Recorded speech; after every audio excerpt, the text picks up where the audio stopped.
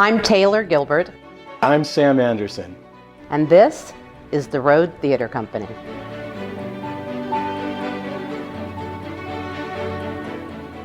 In 1991, a group of very talented directors, designers, and actors came together to create the Road Theater Company. And we've been producing new works for almost 30 years, primarily West Coast, Los Angeles premieres. I think the thing we're also excited about is the success that we've had with emerging as well as very well-known playwrights who feel very safe here with the most dangerous of their works because they know that we're going to take care of them as well as provide a great experience for our audience. We like something that will make the audience walk away and think and have a conversation. And our audiences have come to expect that, appreciate it, and even love it. That it's a great place to stay and have a conversation afterwards about what you saw. Disagreements abound frequently, which is great. It's exactly what we want. But what they get each time they come is a brand new experience that's as good as it gets. We're a company of about 160 people. Talented actors, directors, designers, producers, all committed to this particular process of taking a new play with a playwright and shepherding it from the beginning through to a production, and hopefully to some life after that. We all came together with the same mission of an ensemble. And what we found over the years is because of that, it draws the best, the cream of the crop. Our actors, it's an amazing pool of people, and it started right from the beginning. Included in the makeup of our people are very young, talented actors who are right out of theater schools to very, very experienced actors who have tons of credits in all of the various media who just love to work here and want to do the kind of work that we do. The material is new and it's top-notch, and so are the writers. The directors we get are spectacular. The production values at the Road are very atypical of the smaller black box theaters in Los Angeles. And people who come here are continually surprised at how the space itself is transformed from show to show. So you feel like you're walking into a different building every time you come to see something. We have a lot of designers, but our resident designers are the best in the city. And in fact, the LA Times has said that those values rival anything on the larger theaters anywhere. And we tend to agree. I think what's unique about the Road is that we have consistently produced new works for over 29 years now and have garnered over 200 awards. And one of the local critics, very aptly I think, called the theater one of LA's greatest living treasures for that very reason. And that we're very proud of and continue to try and live up to that standard. The Road's mission has always been to create work that is what we consider to be politically and socially relevant. And therefore, we don't shy away from might be a contemporary show that's going to push a lot of buttons. We really want you to be here and listen to what's happening today, and hopefully that may help us change tomorrow. We stay steadfastly committed to what is considered the most dangerous of theater missions, new work for the stage. And we hope that you take this journey with us.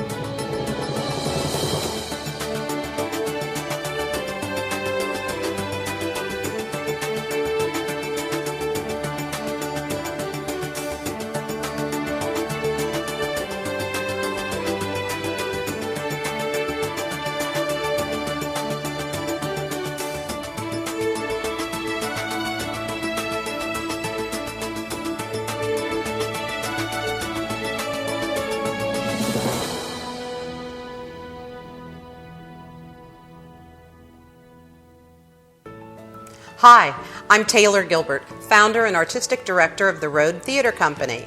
And I'm Sam Anderson, artistic director of the Rhode Theater Company. We're here to welcome you to week 1 of the Rhodes SPF 12. The largest playwrights festival of its kind in the country. The Rhodes mission is new works, new voices in American theater. And this past year, even new forms of presenting them. Remember where we were a year ago? Oh boy. Oh, in a pandemic, locked down, and trying to figure out some way to move forward regardless. So we took a big leap into the Zoom world and recorded 25 readings of new plays for SPF 11. A truly virtual festival that ran on our website and our YouTube channel for 3 weeks. Complete with talkbacks with writers, directors, and the cast. Right, and to our great surprise, the results were astonishing. We reached over 18,000 viewers on 6 continents. Wow. Unbelievable. And thanks to their generosity, donations to the Rhode were historical. We were able during this year to further our mission by presenting 2 original works in a hybrid form. Yep, staged live with actors and director and filmed for broadcast on streaming services. It has been a remarkable year. It sure has. And now we're back to SPF 12, bringing you more new works from around the world. And remember, if you like what we do, please donate. That's right. As we begin to move back to live production and continue to do taped readings and hybrid productions, we need you now more than ever. Please see as many of these great new works as you possibly can. Yeah, and tell your friends. So, from the both of us, welcome to SPF 12.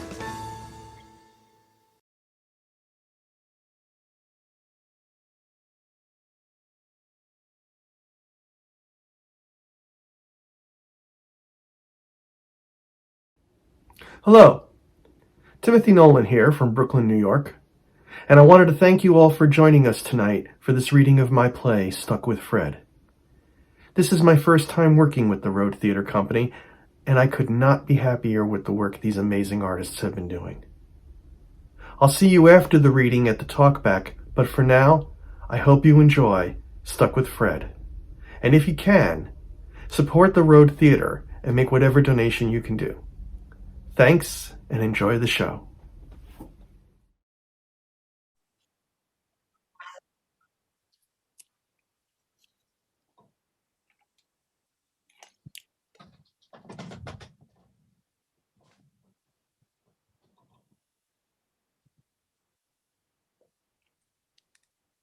Hey, Fred.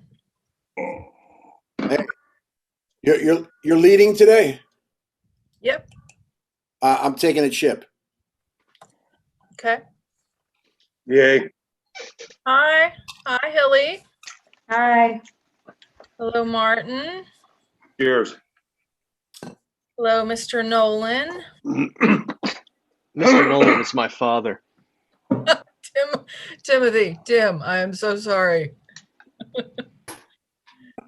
Hello. Greetings, everyone. Glad we're all here. How is everyone? One day at a time. Good. Does anyone have anything they'd like to share? Tim? I'd like to share Stuck with Fred. Okay. All right. Today, we're going to be dealing with Stuck with Fred, written by Timothy Nolan, directed by Taylor Nichols,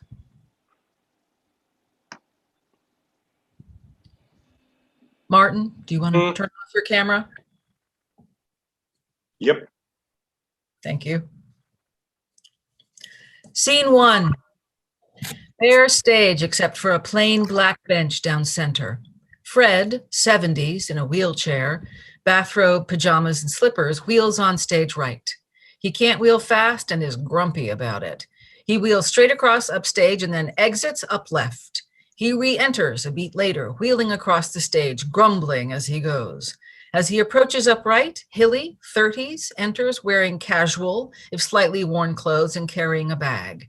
She enters down right and walks down center, standing in front of the bench. Fred stops, turns, watches her. Hilly seems unaware of his presence.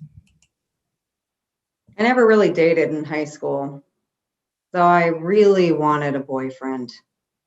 A real, honest to God boyfriend who would call me without my asking him to, who would reach out first, who would be part of a pair that I would be a part of, who would hold my hand in the hallways and show the world we were together, whose face would light up when I walked into the cafeteria, who would kiss me, who would let me explore and who would explore me, who would make me feel like I was a part of something bigger, who wouldn't be embarrassed to be known as Hilly's boyfriend.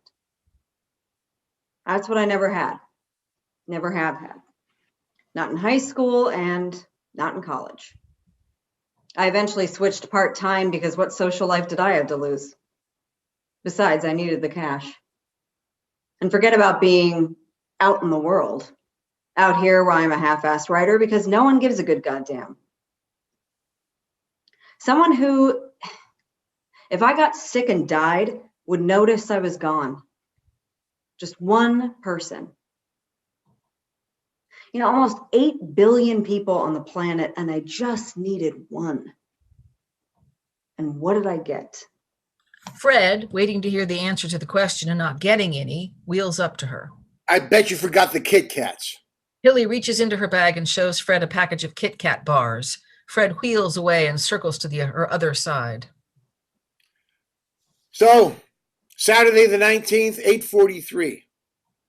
Are you coming over today? Breakfast was terrible. It's always terrible. Pancakes were cold, syrup was colder, coffee was hot water. Are you coming over? If you do, could you bring me a coffee? He wheels to her other side. Hilly takes a notebook and pen out of her bag. Monday the 21st, 7:30 a.m. Oh, damn you and your OCD messages. Had breakfast, scrambled eggs, toast, home fries. Reminded me of Army food. Maybe that's the point of living in the VA, to make you nostalgic for the Army. It's a nice day over here. Sun's out. Maybe take a walk later.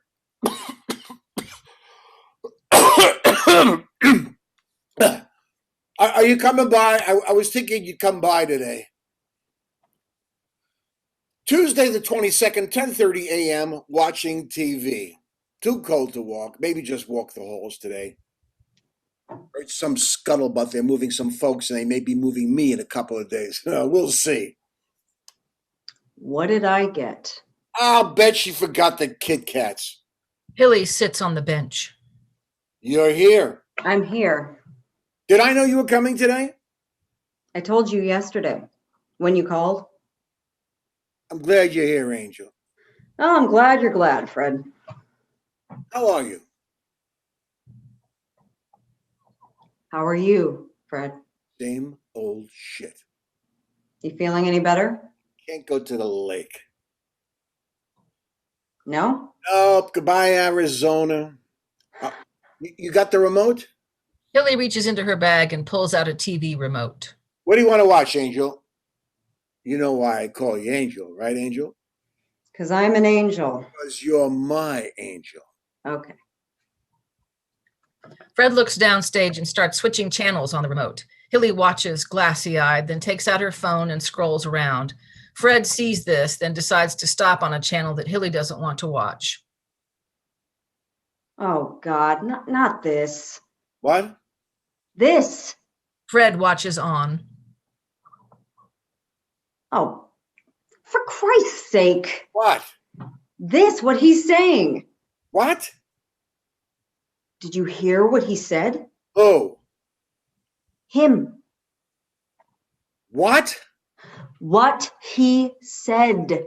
What did he say? He... Never mind. Forget it. I can't believe you're making me watch this. Watch what? This! Oh, yeah. I like this channel. She watches for another beat, then returns to her phone. She sees something on the phone that she doesn't want to see. Between that and the television, she's getting agitated. People wondered why I drank. What did you say? Nothing, Fred. Fine. I'll turn off the TV. Thank you. If you get off the phone, Fine. you can call him back later. No, I don't think I will. Dud, huh? Whatever. People suck. Yes, they do. Did you have a nice dinner? Lunch. What? Coffee, actually. Oh, fuck him! Was he cute? Did you get laid? Oh, Jesus, Fred. Did you? Does it matter? So, no. No.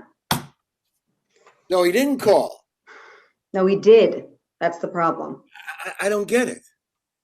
There's a surprise. It takes a lot for a guy to call. He texted. What?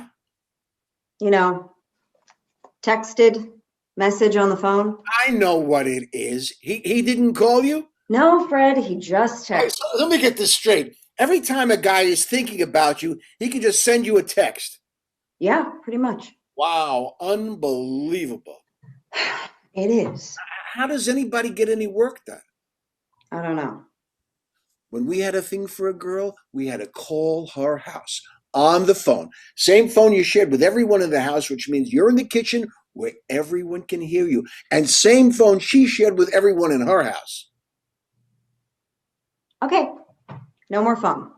He puts the phone in her bag. Now can we? You had to call her house and just prayed and prayed and prayed that she answered the phone. Not her dad or her sister. Yeah, sounds rough. Scariest thing I ever did. You think being in country was scary? Try calling Christina Caruso's house. I couldn't get her out of my mind. She was everywhere I looked. I'd stare at that phone. Anyway, I finally got up the guts to call her, and her sister answers the phone. Oh no. So I say, hi, is Christina there? And I can hear the laugh in her voice. Who? And I said, Christina. And she says, hold on. And the next thing I hear is her laughing her ass off and yelling, oh, Christina, you have a phone call. Oh, she didn't want to talk to me after that. Can't blame her. She sounds nasty. She was amazing. And the next time she caught me staring at her, she gave me the finger and stormed away. What a bitch. Don't say anything about her. She was amazing. She had these eyes. Anyway, you said if I killed the phone. Bet you had 1,000 boyfriends in high school. I don't want to. Your face, your ass. Fred, please. I'll bet they were all losers, right?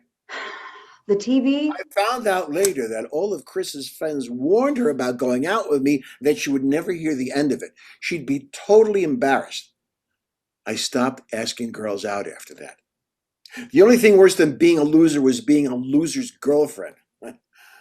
Bet you never had to worry about stuff like that. Bet you're wrong. I'll bet you got your share. Nah. Anyway, takes a lot for a guy to call a girl. Takes a lot for a girl, too.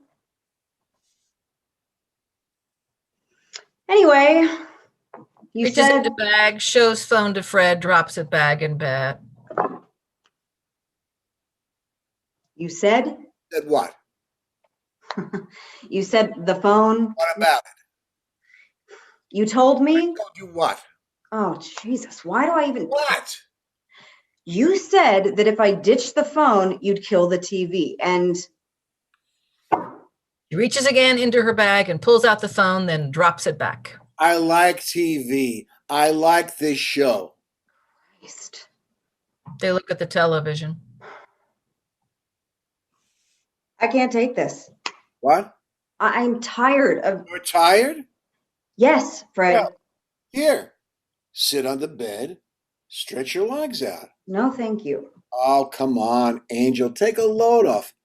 I can't do much, but I can do that. No, Fred. You know, I think I'm going to get going. Oh, come sit beside me, Angel. I'll change the channel. Here. Put on whatever you want. Tilly takes the remote, finds something to watch. She puts it down and snuggles up close to Fred. See? Fine. Damn, What? you always smell so good. Thanks, Fred.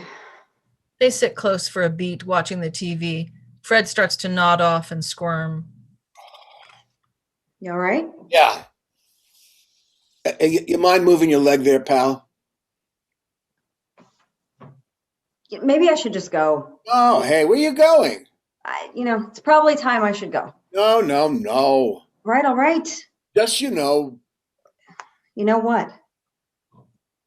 stay. She sighs, settles in. Gonna need a CAT scan, old buddy. Who needs a CAT scan? Be all right. It'll all be fine. Fred? Yeah? Bullshit. Fred, What? forget it. You think you could give me some room? I'm gonna. One thing you could say about old Fred, he never stopped fighting, was a warrior. Old Fred. I was diagnosed with stage 1 breast cancer a few years ago. Did you ever know that? I don't know if I told you. I didn't tell anyone. They went in and got it. I was diagnosed. I went into the hospital. I was operated on. I was discharged. I didn't tell anyone. But I kept waiting for someone to call. He always had that certain something. Billy packs up her bag. Hey, where you going? I gotta go, Fred. So soon? Yeah, I got stuff to do. Oh, I'll be back. okay. Not too long, huh, Angel? I promise. You know why I call you Angel, right? 'Cause I'm an angel. Because you're my angel. Yeah. Fred wheels away, crosses to the other side of the bench as Hilly speaks. I wanted someone to call me, just to check in. I really wanted someone to check in with me just to see if I had cancer. Or maybe they just heard I did. They heard I was sick, even though I didn't tell anyone. I just wanted someone to call, unbidden. I didn't want to bother anyone, but I really needed to talk. I waited for someone to call. No one did. Where are my close friends? I don't have any. I don't have any. No one just checks in. Because I don't just check in.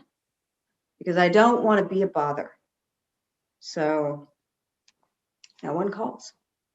4:30 on the 23rd. I know you were just here, but I don't know if I mentioned this. Could you bring me some Kit Kats when you come next? When are you coming next? Let me know. Not too long, okay? Almost no one. Hey, 4:45 on the 1st. So no one asked me about the cancer. She stands, steps downstage. Listen, they may be moving me, so I'll have to give you some instructions on how to find me when you come over, unless you could come the next day or two and I can show you myself. That would probably be better. What are you doing tomorrow? Let me know if you can come tomorrow. What are you up to? It's not like you got anything better to do, right? I mean, are you there? I hope you're just not listening to this and thinking what a pain in the ass I am. Are you? I understand. I do. You've got so many more interesting things to do. I mean, look at you. You probably got men lining up at your door. I was in school, and this girl just made it her mission to destroy me. Every damn day she sought me out. Her day wasn't complete until she yelled something about my hair, my face, my butt, whatever, usually in front of a crowd laughing hysterically. It was animal stuff, snuff out the weakest one and go. If you got a guy there with you now, listen, my name is Fred, and Hilly gave me a lift home from an AA meeting like years ago, and she hasn't been able to stop seeing me since. Just thought you should know. I told my dad. He slurred, You gotta hit her just once and make sure everybody sees you do it. More jungle shit. It'll all stop. You'll feel great. Billy stands and steps downstage. Fred nudges his wheelchair forward. You treat my friend right, or I'll come over there and kick your ass.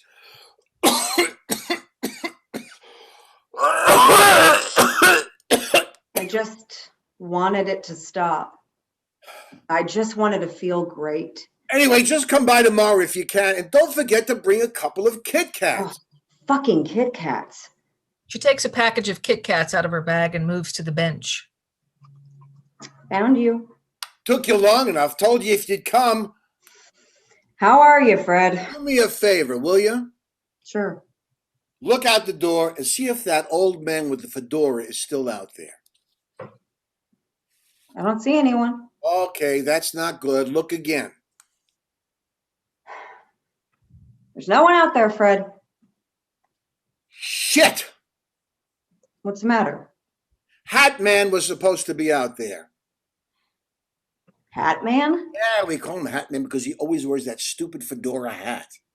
Who is he? I was supposed to get him another room. I told him to stand out there in the hall so they didn't forget. He probably gave up. That's what he always does. Why does he need a new room? Because the old one's as cold as a witch's left tit in a brass bra. So, cold. Yeah, cold. How is standing in the hall going to get him a new room? I talked to the morons who run this place and told them to get him a new room. We were out there for an hour. And he's too cool for his own good. He won't say nothing. I kept saying they couldn't put Hat Man back in that room because of a friggin' icebox in there. You know that Hat Man's from Florida. He can't take the cold. But he's tough, you know. He was an Ashal. Billy looks down center, not responding. Don't you even know about Ashal? You ever heard of Vietnam? Yes, Fred. Yes, Fred, me. You have no idea, do you? Hat Man was there. They wiped out 6 divisions of Gooks when they tried to take their base, and the sons of bitches abandoned it 6 months later, I tell you. Oh, come on, Fred. Come on, what? Don't talk like that. Don't talk like what? Nothing. Don't give me any of your political correctness crap. That's the kind of crap they talk about on the TV. It's called being polite. You see how polite you are when there's a swarm of NVAs coming over the hill with machine guns and looking like they'll chase you to the end of the earth just to kill you. You go ahead and ask those guys to come to tea. You're in their country. Are you trying to piss me off today? You're in a great mood. All gave some gave all. And Hat Man still needs a new room. Let me see what's going on. Oh, Christ. Fucking head hurts. You all right? I'm fine. All right. Hey, looks like they found your friend a new room. Billy sits next to him. How do you feel? How do you think? Shit. You got it. What hurts? Everything, every fucking thing. Try to get some sleep? That ever work for you? No. Nothing fucking helps. Bet you forgot the Kit Kats. Billy smiles. She reaches into her bag and pulls out the box of Kit Kat bars and puts it down on the bench. Fred looks at it.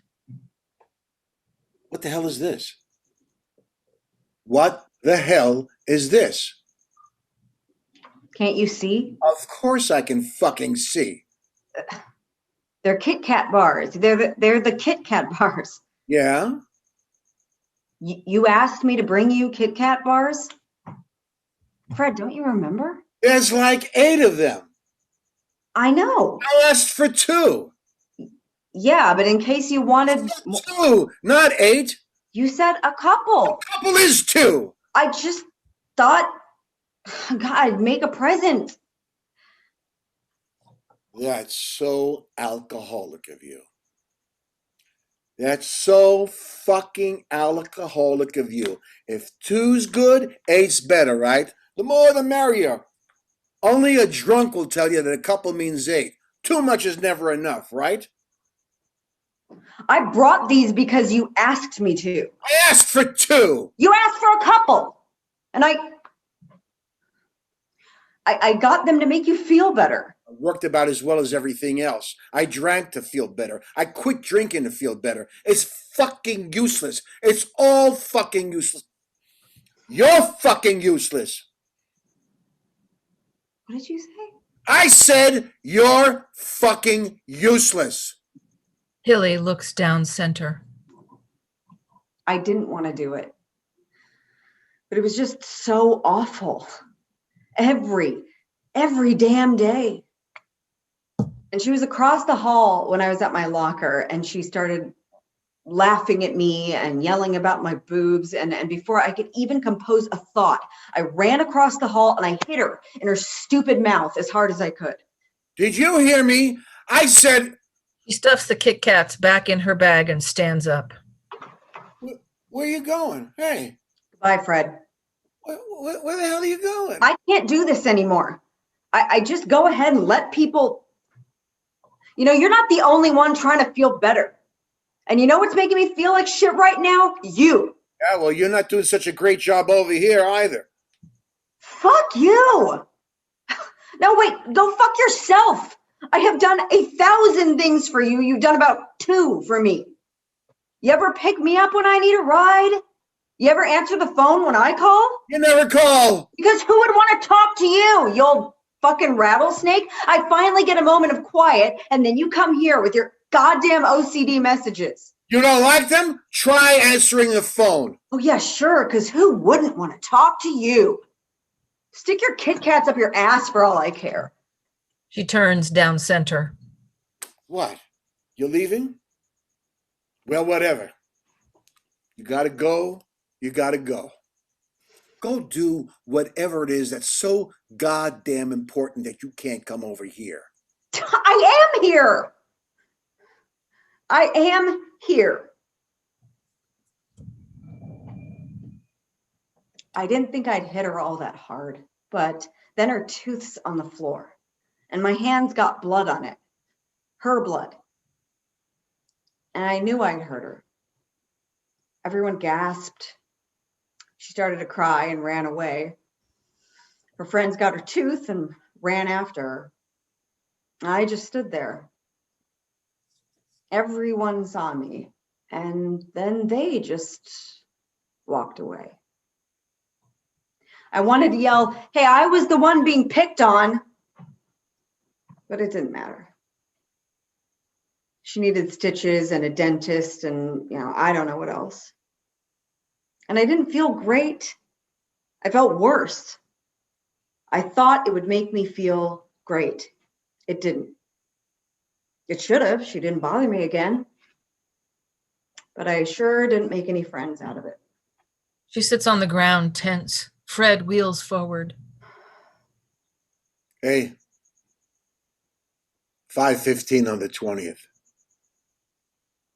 Sun just went down over here. I guess it just went down by you too. I'm sorry you feel the way you said when you were last here. I hope we can talk soon. Bye. She unclenches. Fred wheels back. Shit. She takes a deep breath and walks back to Fred, still asleep. She walks around him, then sits next to him and watches him. Hey, you're here. It was the second time in my life I'd stood up for myself. How long you been here? And the second time I'd felt like crap about it. Did I know you were coming? I was just so tired. Ah, a surprise. That's a surprise. I knew you needed me, and it was exhausting. How long you been here? Tired of being the person I was with wanted me to be. I'm glad you're here. Tired of trying to be the person I wanted me to be. I told them to wake me if you showed up. Tired of everything. It was over for me. They never fucking listen. I was finished. I was just rotted to the core. Hey, could you hand me that pill box? I can't be the person I want to be, not anymore. What day is it? I can only be the person that I am. Shit, it's Wednesday. I thought it was Tuesday. And there is one person who will let me be the person that I am. I'm taking the wrong fucking pills. Just take the Wednesday pills. I took those yesterday. Then take the Tuesday pills. All right, jeez. I remember when you were nice. When was that? Hey, did I know you were coming today? Thought I'd surprise you. Ah, a surprise. That's a surprise. Yeah, well, here I am. Can't help you, buddy. One person. You're gonna need a CAT scan, old buddy. One. Yeah. Old Freddie was a warrior. Always had that certain something about him. Knock it off. Suffered a lot, but he bore his suffering bravely. Fred. Never lost his spirit. I said, can it, will you? I remember when you were nice. I was never nice. That's true.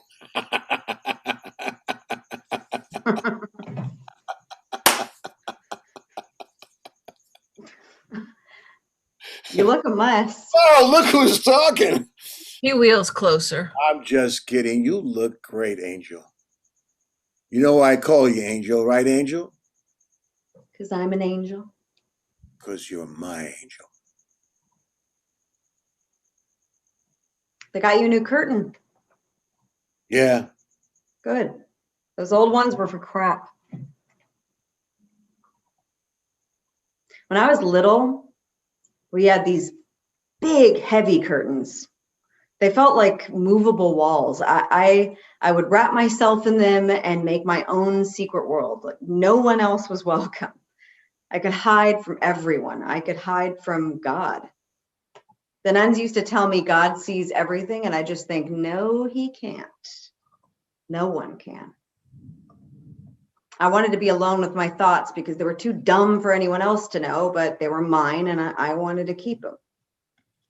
I didn't want anyone else to tell me they were dumb, and since God just seemed like everybody else, I figured he'd tell me they were dumb too, and you know, he's God, so how could they not be dumb, right? It feels stupid. If God's so great, then why does he make me feel so stupid? Clearly, I was fucked up from a very early age. I mean, why was I even alive? Yeah, thanks. For what? For listening. I wasn't really. Don't say it. I forgot to take my pills. Then forget it. You know, can't change it. I guess you're right. You want the nurse? Nah, fuck her. You fucker. Tried. Seriously? What, you think I can't? I think you could probably do anything you set yourself to. I set myself to staying alive. Look how that worked out. I'd say you hit that. Yeah, whoopee. God, I feel like shit. Sorry. It's all right. Beats hiding behind the curtains. Yeah. Wait, what? You were talking about the curtains, weren't you? You heard that? Who else were you talking to? I don't know why I went off on all that stuff. What stuff? You know, the curtains and everything. Whatever. I mean, I just suddenly remembered it. You know, just here and now. Not in meetings, not with therapists, not with... Not with what? You know, friends or whatever. I mean, not before now. Wait. I'm your friend? Yes, Fred, you're my friend. The one person I can tell that secret to, and it has to be you. Makes sense. And why is that? I'm the hottest guy you know. That's sadly true.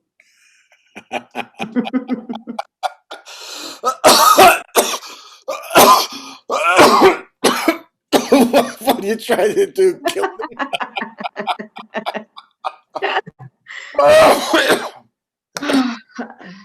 Amazing. What? I mean, it makes perfect sense. We're too fucked up for the rest of the world, so we're the only ones for each other.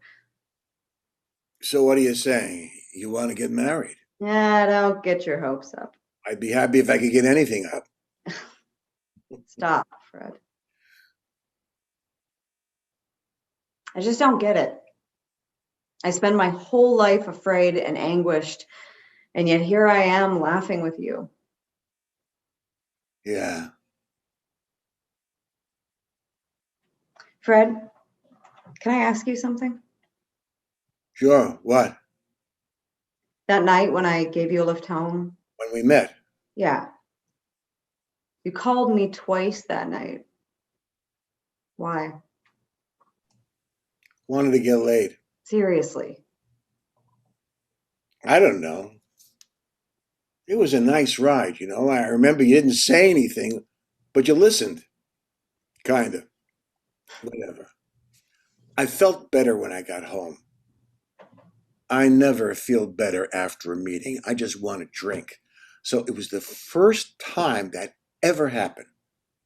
I figured out if I called you, I'd still feel that way. I feel that way every time you come over.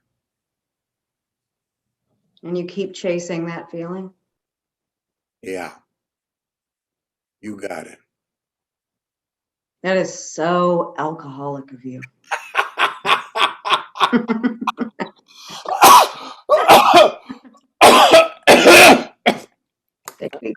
I'm sorry about that thing. You mean the fight? I'm sorry too. I'm really sorry about those Kit Kats. You don't still have them, do you? I don't. I don't blame you. I'm an asshole. Yeah. Hey. What? You called it. You have to agree that fast?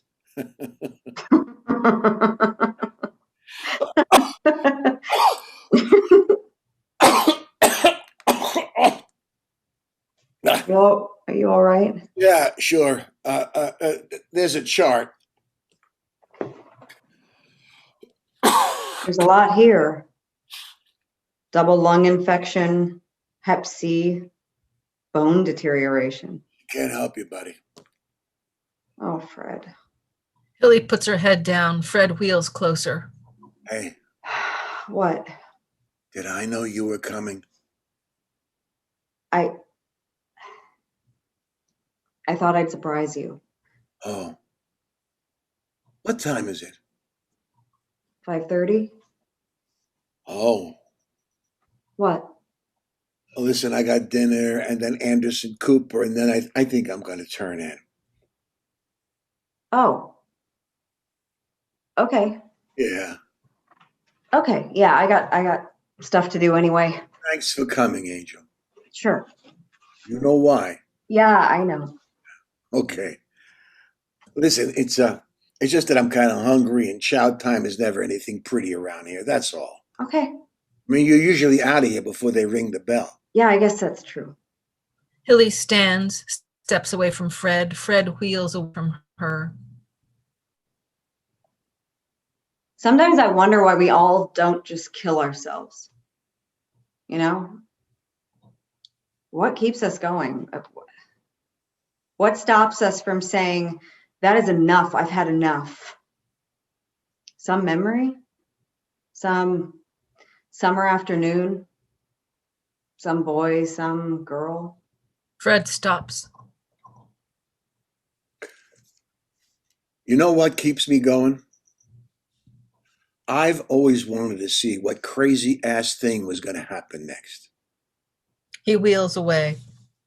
Come back soon, okay? Okay. Martin, 70s, enters in clean working man's clothes. He wheels Fred off stage as Hilly looks out onto Down Center. When Fred and Martin are off, she sits on the bench. Martin re-enters and sits on the other side of the bench. They turn and look at each other. So what are you doing here? What are you doing here? Blackout. Scene 2. Same stage, Hilly down center. The remote and the Kit Kats are on the bench.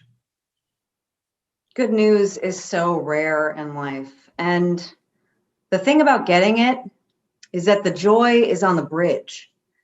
You get it and then you run to tell someone else. That's the joy. That's the anticipation. That's what makes it real. I can't wait to tell. But when there's no one on the other side, you're just left there with nowhere to go. And whatever it is will just become part of the thing after time. Life-changing things only last so long and usually don't change anything. And if they do, they always involve another person. Martin enters. He goes to the bench and gets the remote and the Kit Kats. So when I got the news that my book was going to be published, I got excited because I had someone to tell. Martin crosses in front of Hilly, carrying the remote and the Kit Kats. Who the hell are you? I'm Martin. Who the hell are you? I'm Hilly. The writer? Yeah. So you really exist. Who'd have guessed? And you are? Told you. Martin. Martin. And who are you, Martin? I'm Fred's brother. Fred has a brother? All his life. He never mentioned a brother. He never mentions most people. Talks about you nonstop. Yeah? Yeah. That's when I figured out that you had to be in his head or something. Where's Fred? Room 302. There is no room 302. Hospital wing.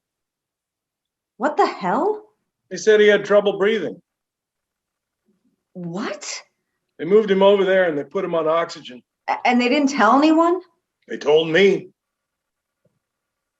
I've known Fred for more than 10 years. Why have I never heard of you? I don't know. Ask Fred. Why didn't you call me? I didn't know you existed. Did he ask for me? I told you.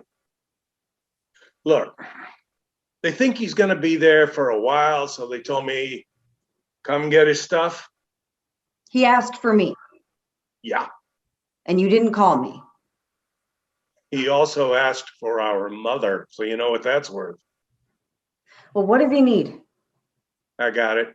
No, I can get it. I got it. Take me to him. I'm not sure he can have visitors. Let's find out. I'll just take these. I'll follow you. You're kind of a pain in the ass, aren't you? Oh, you have no idea. So where'd he find you? Huh? Where did you meet? I gave him a lift one night. From where? The bar? I think Fred's only had sex with prostitutes. You a prostitute? I'm sorry, just who the fuck are you again? I'm his brother. The one he never talks about. Wouldn't know. Because no one knew you existed before this morning. I knew. Bully for you. You didn't answer my question. What question? Are you a prostitute? No, fuckhead. I'm not a prostitute. I'm a... He said you were a writer. Is that true? Yeah, sorta. Yeah. Whatever. Yeah, whatever. Can I go in and see him? Family only. Then tell him I'm family. Nope. Why not? Because you're not. Please. Let me see him and I'll get out of your hair. Martin turns away. Hey! What? Look, go home. If something happens, somebody will call you. Hey, Angel. You know why I call you Angel, right? Oh, shit. Because you're my angel. He's at it again. Tell him I'm here. You're here. Yeah. How's my angel? That's you. Yeah, he calls me His angel. So, you are a prostitute. Oh, God damn it. I'm his friend. Fred doesn't have any friends. Well, he has one. Maybe I should have said that he doesn't have any friends that aren't fucking idiots. You are really charming. You don't like it? Leave. How about instead I just spend 12 hours following you around to your car, to the cafeteria, stall in the men's room? Okay, let me give you some free advice since it's pretty clear you need it. Go back home or wherever it is you come from. He's not worth it. People have tried to be nice to him. They all got bitten on the ass. All of them. Martin stares hard at Hilly, who knows he's telling the truth. I'm going to go get some coffee. Martin walks. Hilly follows. Martin stops and turns, sees her. I'm a person of my word. Jesus Christ, what a pain in the ass. Martin and Hilly exit. Lights up on the area where the bench was. It's now a bed. Fred lays on it, facing downstage. He looks terrible. He wears a hospital gown, a cannula. His hair is matted. Martin enters, Hilly following, both carrying coffee cups. Hilly sees Fred. Oh, shit. Hilly heads for him. Martin stops him. Gonna have to wear a mask. Okay. And you're gonna have to lose the coffee. Okay. He hands the coffee to Martin. He doesn't take it. Just take it. Fine. Martin takes her coffee. Hilly reaches into her bag and pulls out a mask and puts it on. Martin exits. Hilly goes to Fred. Hey, Angel. Hey, Fred. It's good to see you. He has trouble talking with the cannula. Lie still, Fred. Yeah. You never told me you had a brother, Fred. Fred? Fred? What did they tell you, Fred? Nobody talks to me. Well, try to remember. I can't. Try. Same old shit. What? I couldn't. I couldn't. You couldn't what? You couldn't breathe? Yeah. Oh, did you bring the thing? What? The Kit Kats? The fuck? Fred, you're on oxygen. I need a cigarette, Sarge. We got any cigarettes? Hilly reaches into her bag and pulls out a half-full pack of cigarettes. She puts one in Fred's mouth.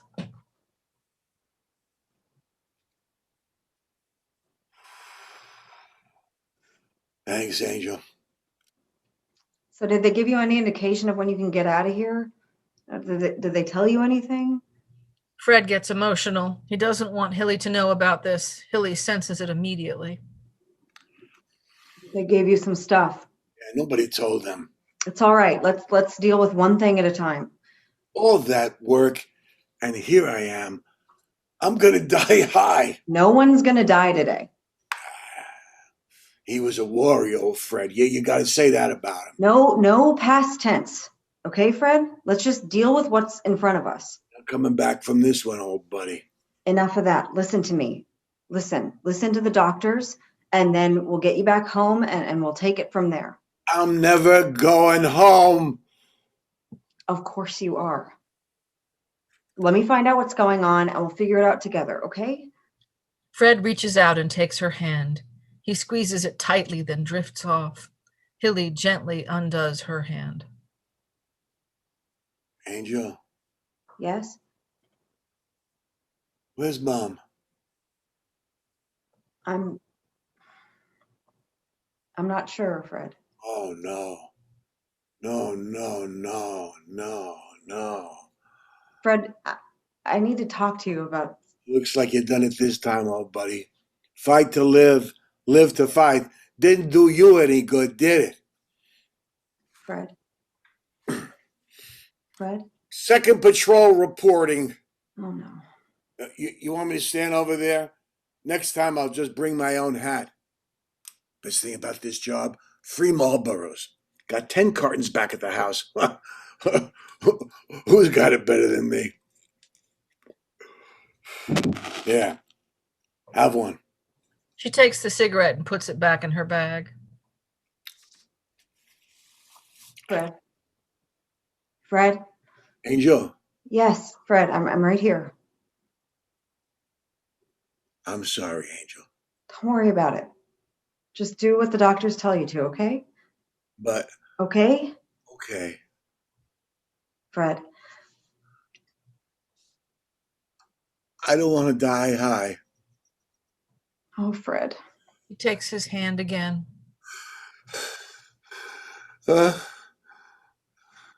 What's up with Martin?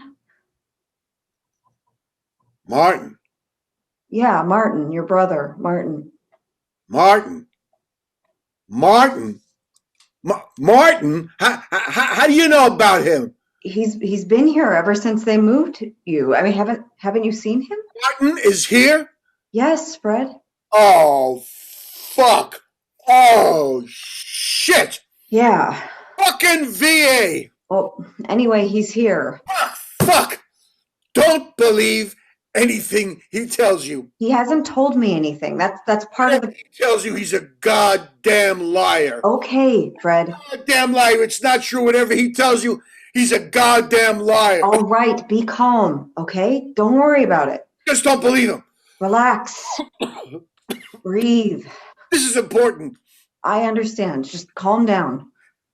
Don't fucking tell me to calm down. You don't understand. Just don't talk to him. Fred, stop. Stop.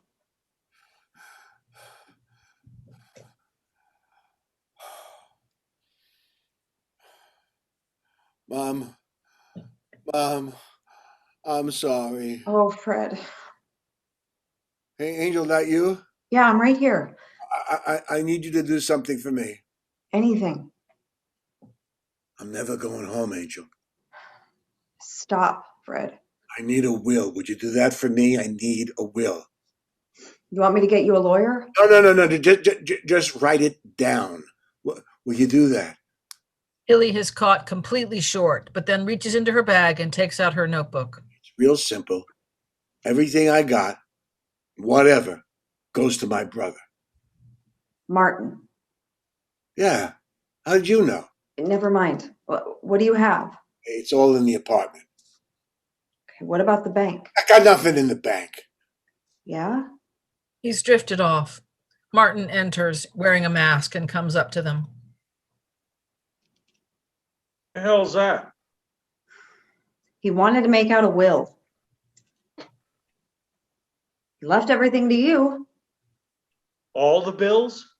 Yeah, I guess so. They were on his desk, all lined up with military precision. Ah, been to his place, huh? I'll go download a form off the internet and get this taken care of. I can do that. Not if you're the beneficiary. Wouldn't want to cheat you out of a fridge full of Taco Bell hot sauce packets. What? What is it, Fred? What? No. Keep him away from me. It's all right, Martin. I got You're this. gonna make shit up about me, and I'm telling you it didn't happen. I don't remember any of it, and I would. You need to leave. Fred continues to struggle. Go get the doctor. Just go.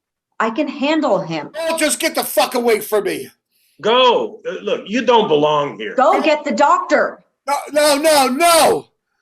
Calm the fuck down, Fred. Leave me alone. Get him away from me. Martin. Leave me be. Martin. Martin, stop. I'm sorry.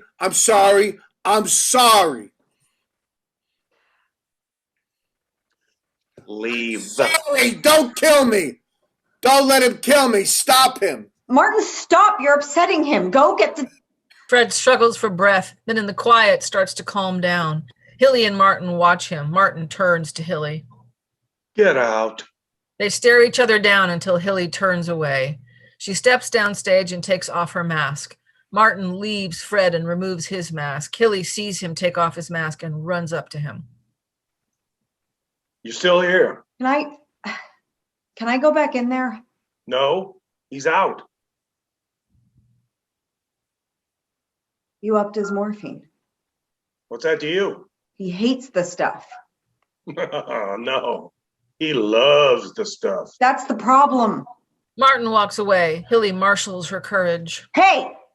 What? I wanted to tell him something. Why? Because he's my friend.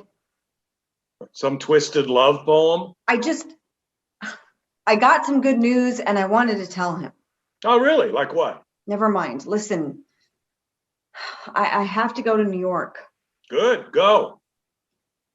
Will he be all right? No. I'm worried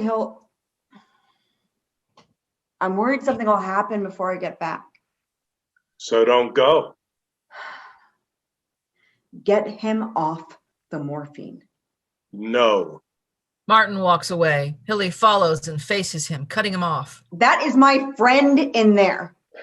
He may be just a chore to you, but he's my friend and he's dying. He's been suffering for years and now he's fucking dying. Don't you get that your brother is a human being? A human being who is dying? You are an asshole. This makes Martin flinch. He's suddenly afraid of her. They stand for a beat. Do the fucking right thing, Martin. Oh, you don't know the half of it. Well, fine, then tell me. Why does he think you want to kill him? He's high, like always. So take him off morphine. My God, you do want to kill him. What is it with you two? I told you, he's my friend. You're friends. Yeah, and that's enough. Why? Why what? Why are you friends? I don't know. Right. What? You must not have a lot of friends. I don't.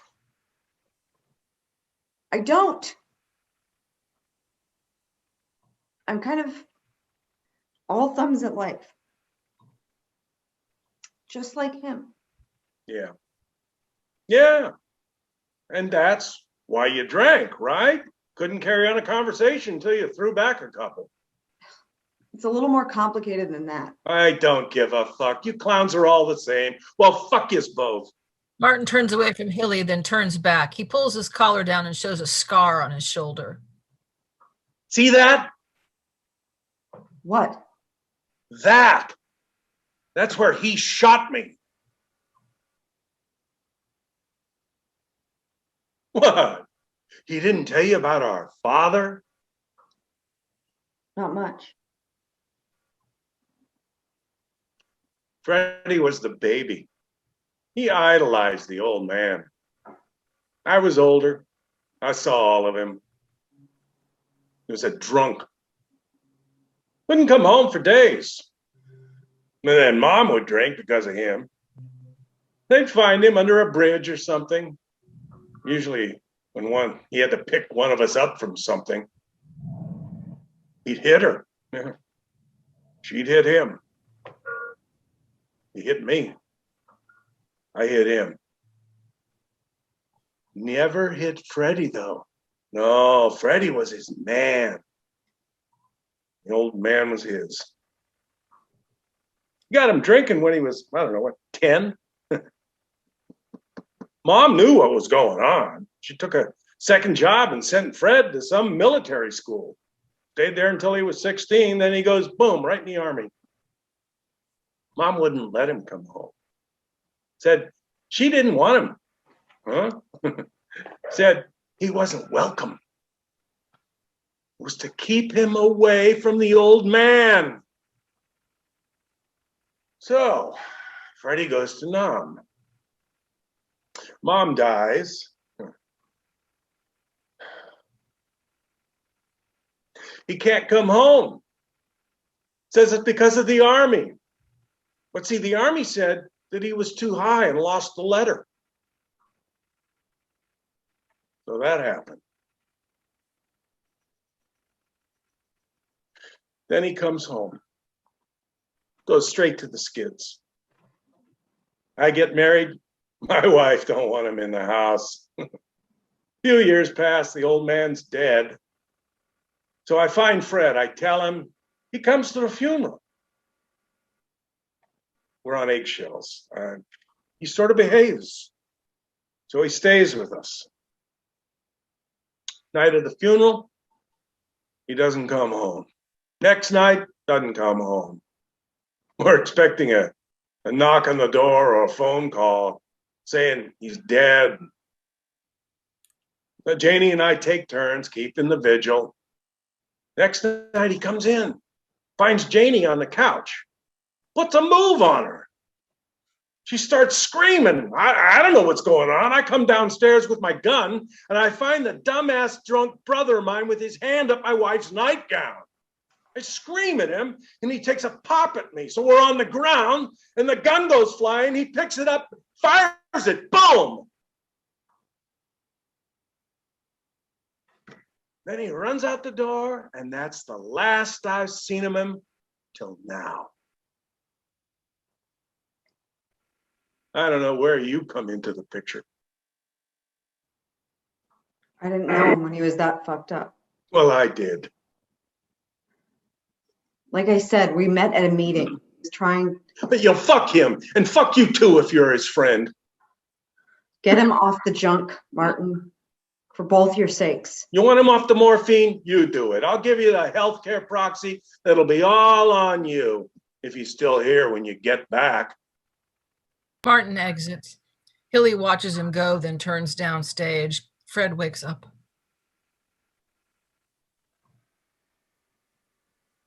Made it. I was going to say the same thing about you. Where's Martin? He left. He's gone. Good. You look a little more alive. They said something about changing my chart. Yeah. I had them put you on palliative care. You? Yeah. You're in charge now? Guess so. Huh. Palliative care. That doesn't sound good. You comfortable? Then it's good. You got me off the junk. Yeah. You ever finish that book? Yes, Fred, I finished it. You did? Yeah, a while ago. I told you. Did you tell me? Yeah, Fuck. You sure you told me? I did many times, but it's okay. I like to say it. I'll tell you as many times as you need. Yeah, that's right. Weren't you in New York? Yeah, They liked the book? they published it. Oh, really? Fred, You told me, didn't you? yeah, Fuck. don't worry about it. I was never in New York. Me neither. How was it? Big, loud, bar on every block. Sounds like heaven. Tough place to be straight in. I'll bet. Tough place to be high in, too. Yeah. Speaking of which, Yeah. how are you feeling? Better. Worse. Awful. What hurts? Everything. Looks like this is a tough place to be straight in, too. Every place is. Yeah. You never told me about this book. I just did. Oh, what it's about. Oh. Yeah, but it's kind of a long thing. I got nowhere to go. Well, About me, isn't it? yes, Fred, it is. Ah! I knew it. So, come on, tell me. Hilly reaches into her bag and pulls out a galley copy of the book. I can't talk about it. That's why I wrote it down. So here. Fred weakly sits up and takes the book from Hilly, looks at it quickly, then flops back down on the pillow. The book flops out of his hands. I'll never make it through it. Well, why don't you just tell me? No, it won't make sense. Sure it will. You wrote it. Somebody bought it. It's got to have something going on. Did you put in the part about how I was the Marlboro man? Yeah, I did. Good, thanks. You're welcome. So, come on, out with it. Hilly sits on the stage down center. She looks out. When I first met Fred, I was just thinking, great, another dirty drunk trying to stay sober. I would go to meetings and think, Jesus Christ, if I end up like the people in this room, I'm going to peel off my own skin. And I guess that's exactly what I ended up doing. See, Fred, people think what puts them together is that they both like football or art house films or running or tattoos or whatever the hell they like, but that's cheap. You can always find those people. They're fun for a little while, they come and go. You know what really holds people together? Whatever it is that pushes them apart. Whatever you can't overcome, whatever makes you want to cry and bang your walls with your fists when you look in the mirror, that's what ties us to someone else.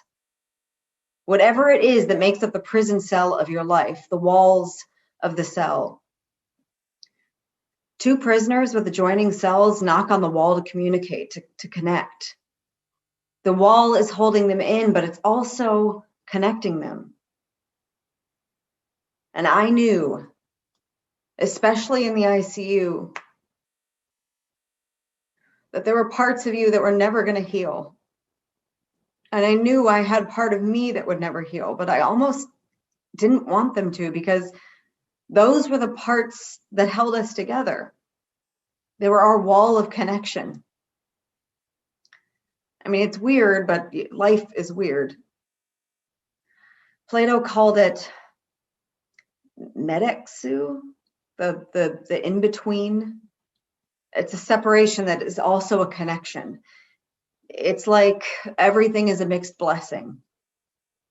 And the weirdest part is that's okay. That's how it's supposed to be. If you see the metexu in someone else, you can see it in yourself, and then you have a connection, and that's the bridge. People build towers to get closer to God, but that's not what that does. It's the bridge that brings you closer to God. A bridge, and then another bridge, and another bridge. And that's how we get there. I don't like Greeks. Those togas look so... Fred, I'm sorry. you don't get it. No. Fred, we're our metaxau. Huh? You know, all the things that make us so fucked up.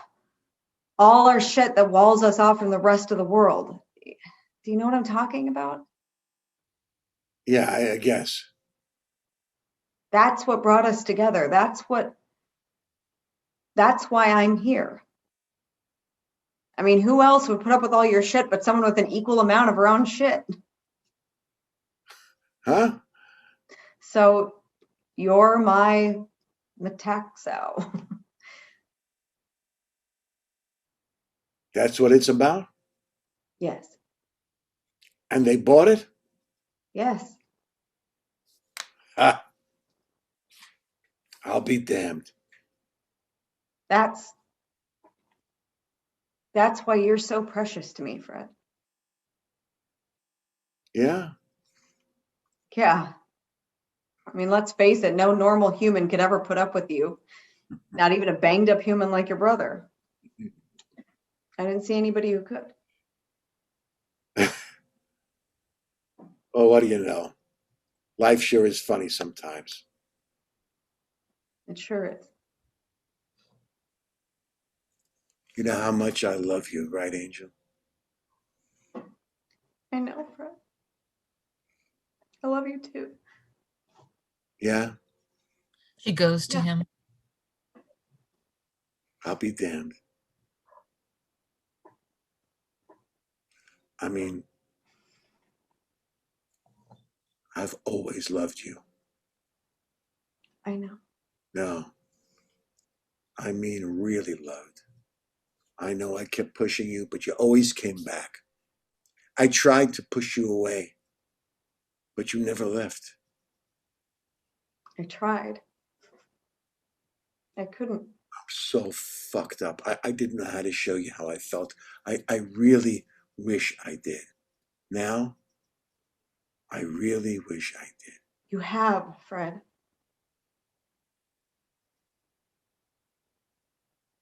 Do you know how many times I've wanted to kiss you? That's sweet. She leans in and kisses him on the forehead. He's too weak to rise up for the kiss. She sees this and gives him a peck on the lips. We got a weird thing. Yeah. I mean, not romantic, of course, but special. You never know. Oh, Fred. Maybe when I get out of here. He nods off. It's nice to hear you say that, Fred. You really are a friend. Fred is out. Hilly holds his hand for several beats while she composes herself. She gives his hand a last squeeze, then steps down center and looks out. Hey, Fred, Yeah. that last talk we had, I just wanted to tell you that it was real nice. It's probably the nicest talk we ever had. You were in Saturday? Hilly looks out for a beat. Martin enters in clean working man's clothes. He wheels Fred off stage as Hilly looks out down center. I'm sorry I wasn't there when you passed, Fred. But I'm really glad you came along. Even with all your shit. I just wanted to tell you that. When Fred and Martin are off, she sits on the bench. Martin re-enters and sits on the other side of the bench. They turn and look at each other. So, what are you doing here? What are you doing here?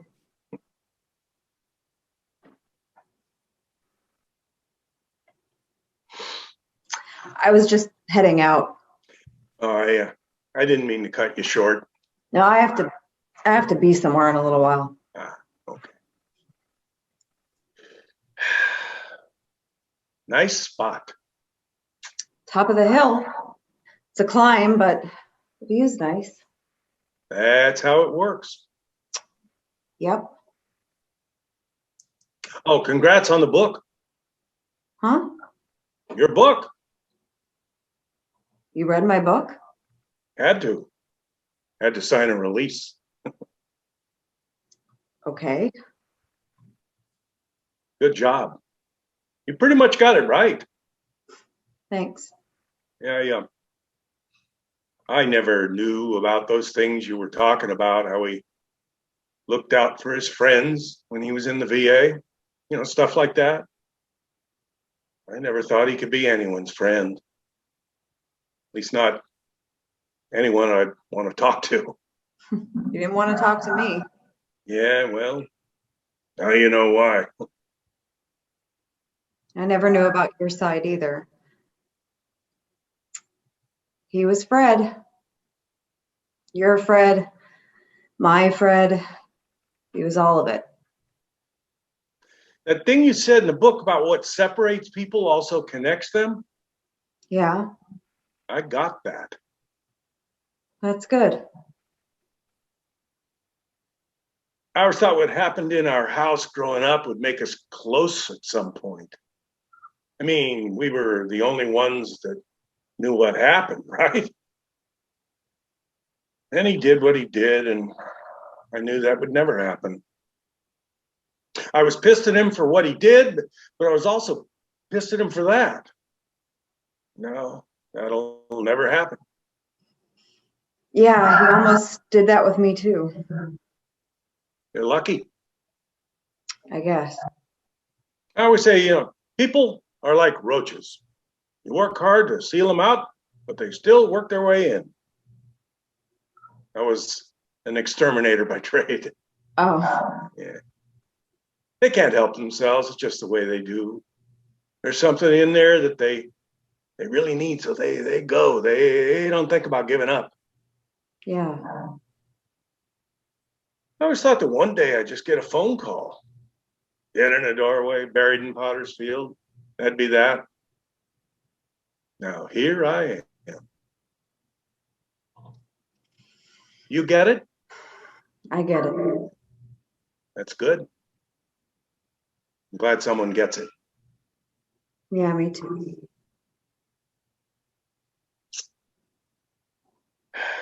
Yeah, I guess. My wife sure as hell doesn't get it. That might be a stretch. That's a stretch, I guess. Well, I'll leave you to it. She reaches into her bag and takes out the remote and the Kit Kats. She reaches in again and takes out a copy of her book. She steps forward and leaves them on the stage, down center, then steps back. Leave the stuff, okay? Oh, yeah, sure. Okay. Hey, even the book? Especially the book. Okay. I like the title. Thanks. Stuck with Fred. Aren't we all? Yeah, aren't we all? Tilly turns to leave. Hey, Yeah. I don't get out here very often. Sometimes I do. They take each other in. Tilly takes a piece of paper out of her bag and writes something on it. She hands it to Martin. Here. When you're out this way, give me a call. We'll get some coffee. Yeah. Thanks. Sure. Blackout. End of play.